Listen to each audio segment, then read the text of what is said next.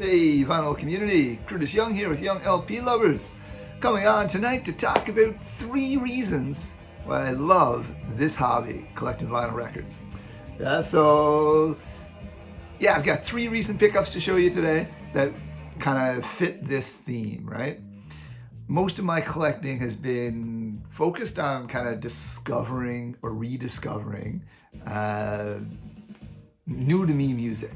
Right, so in vinyl's heyday in the late 60s through the 70s and into the 80s, I was just either not alive yet or I was too young to know the music, right? So I'm rediscovering all this music, which has been an absolute joy. So let's just jump right into it. And first one, thrift store find. Yeah, so what's that? $3 at my Value Village. Pick this guy up. Idris Muhammad, jazz fusion drummer, jazz funk fusion, I should say. Really funky, just the right amount of disco, mid-70s, I want to say 76, I could be wrong on that though, 76, 78, that era. This is just absolutely stellar, man. I can tell already this is going to be my next rabbit hole. Jazz funk fusion. Let me know, where do I go? Who do I look for? I mean, I know you're Betty Davis and you're Herbie Hancock and so forth, but where else do I go, right? This is completely new for me. Absolutely loved it. Funky, it's soulful. His drumming is just fantastic. There is a skip at the very track 1. Turn this mother out. How could I not pick that up? Look at that, right? What else is on here? Here are a few of the other musicians, I guess. David Matthews, Jeremy Stein, Hiram Bullock, Cliff Carter, and Wilbur Bascombe. Again, none of those names do I know. I know nothing about jazz. But I really, really enjoyed this. For $3, I'll take this all day, even with the skip. And sonically, it sounds excellent. The dynamic, the sound stage, it all just sounds fantastic. Absolutely love it. This is what I love finding, man. Can't do.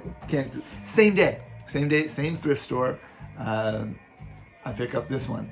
Joan Armatrading. I don't even know how to say the name. Armatrading. I don't know. So this is like folk, soulful, folky kind of stuff. I guess it's soul more than anything, but it's really kind of folky. Just her, well, not just her and an acoustic guitar with other musicians accompanying. Very poetic. I briefly looked her up. And I mean, to anyone from the UK or anything, I'm sure you're like, how do you not know this person? She's like an Order of the British Empire and so forth. So she's obviously well known. But every track on here is just outstanding. I can't say enough good things about this album. Kind of reminds me, the closest thing I can think of is like a Tracy Chapman. Yeah, that kind of vibe. Not her voice, but the style and the tone of a lot of the music. Side 1 opens with just an acoustic, just her and the guitar. Very folky, but it gets more soulful as you go on. The entirety of side A is great. The only track that wasn't fantastic might have been Get in the Sun. That was just kind of okay. But anyway, fantastic album. Again, something I've never knew before, and this might send me down another rabbit hole as well. Okay, third one, last one. We're gonna keep this video nice and short today. So this is Leroy Sibbles. I'm probably saying that wrong too.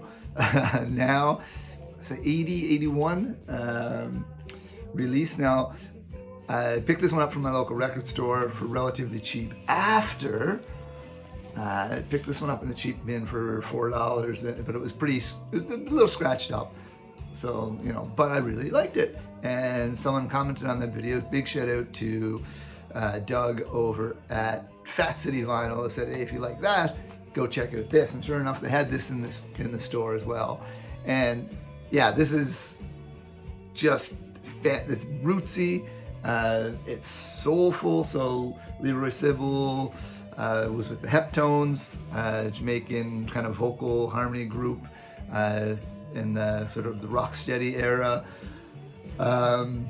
So by this time he had already moved to Canada, but this is all recorded in Jamaica with Santa, Horsemouth Wallace, Binga Bunny, Scully, Earl Wirelindo, Tommy McCook of Studio One fame. They were both at Studio One at the very beginning of Studio One. So I've heard him called the king of the reggae bass. Yeah, many of his bass lines have been sampled, I guess you would say, or reused over and over and over and over and over and over throughout classic reggae. And again, I didn't know any of his solo stuff, so yeah, this is just fantastic. He does a version of I've Never Found a Girl, Al Green's song, that rivals Al Green in its soulfulness. Yeah, vocally fantastic, and that's saying a lot because Al Green is, he's Al Green. So yeah, music I might not ever discover if it wasn't for my love of vinyl. And yeah, three fantastic albums to feed the addiction. Yeah, and well, let's see if we can get a cover shot here. Let's see. All right, YouTube, let's see what you got. All right, that's it. I'm gonna go through all my thrift finds recently in another video, but that'll be a bit of a longer video, I think. So try to keep this one short. Yeah. Peace out.